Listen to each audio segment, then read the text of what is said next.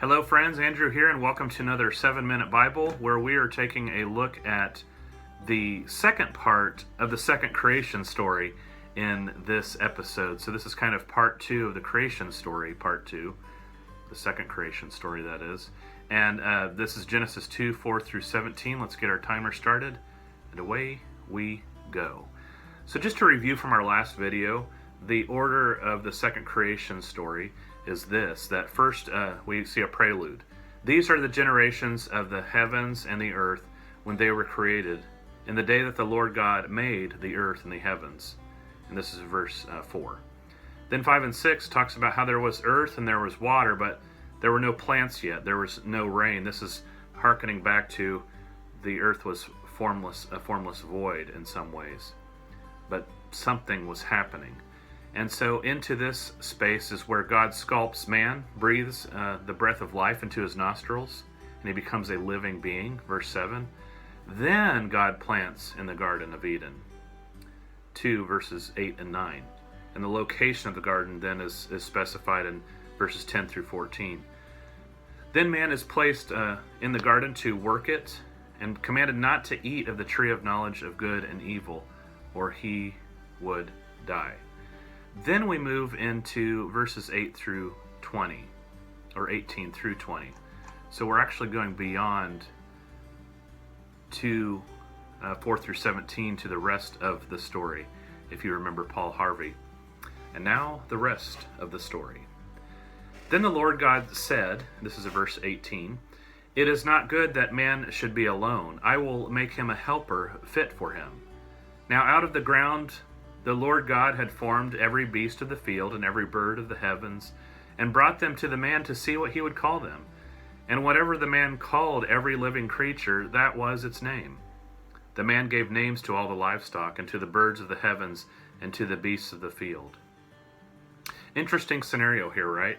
God has Adam name the animals, who Adam must notice are male and female, and sometimes in pairs, and maybe they're even doing stuff. I'll just keep it PG. Only then do we read, "But for Adam there was not a helper fit for him," in verse 20.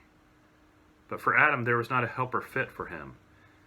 Man was the first of many sculptures, and then the animals, but then God did something very different and very special with woman. It's the first surgery.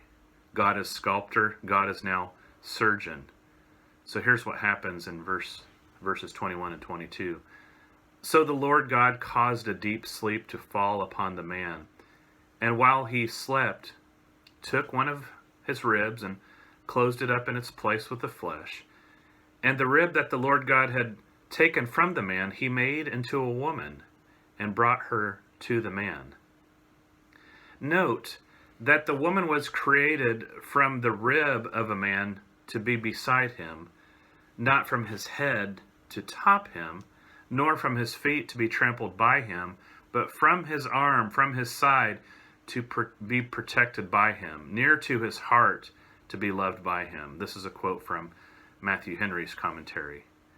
And so there is a sense of, again, companionship, of equals here, not that one is to rule over the other.